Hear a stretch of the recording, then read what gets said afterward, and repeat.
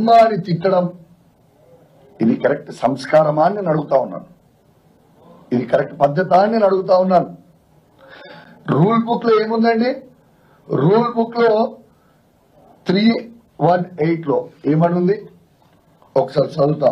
A member desiring to make any observation on any matter before the house shall speak from his place, allotted place అని ఈ book లో, ఈ assembly rules book లో రాసి ఉంది. దానం నాగేందర్ గారి ప్లేస్ లో నుంచి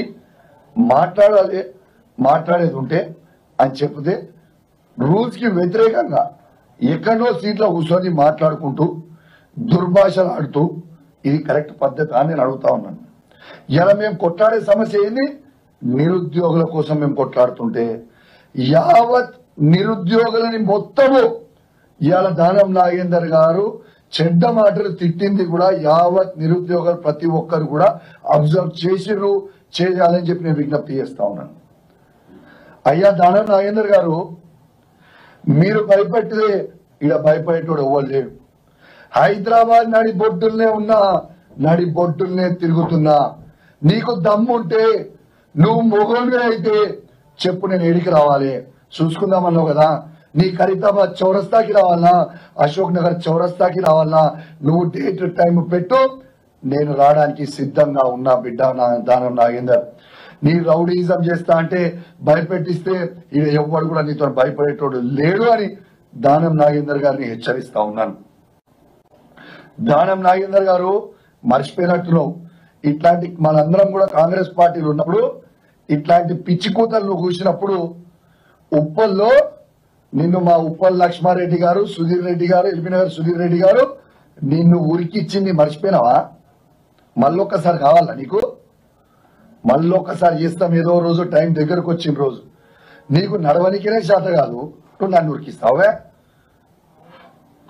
నీ 65 ఏళ్ళ నువ్వు, మేము 39 ఏళ్ళు.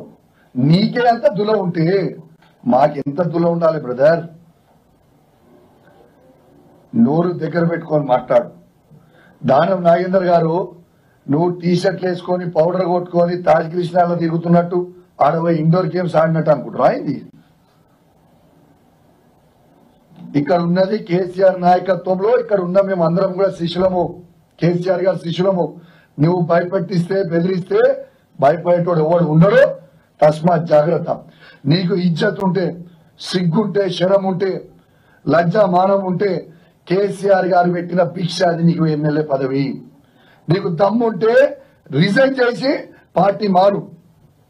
రిజైన్ చేసి పార్టీ మారి వేరే పార్టీ నుంచి వచ్చి గెలిచినాక మాట్లాడు. సిగ్గు లేకుండా మా బీఫా మీద గెలిచి నువ్వు మాట్లాడుతున్నావు, ఇష్టం ఉన్నట్టు మాట్లాడుతున్నావు.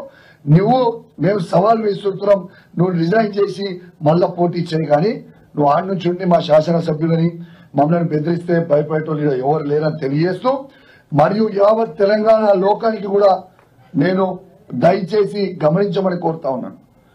ఒక శాసనసభ్యుల్నే స్పీకర్ సాక్షిగా మిమ్మల్ని చంపేస్తాము, మిమ్మల్ని రోడ్డు మీద తిరగనీయము అని బెదిరిస్తా ఉంటే ఇవాళ ప్రజల పరిస్థితి ఏందో ఒక్కసారి మీ అందరు కూడా ఆలోచన చెయ్యండి అని తెలియజేస్తూ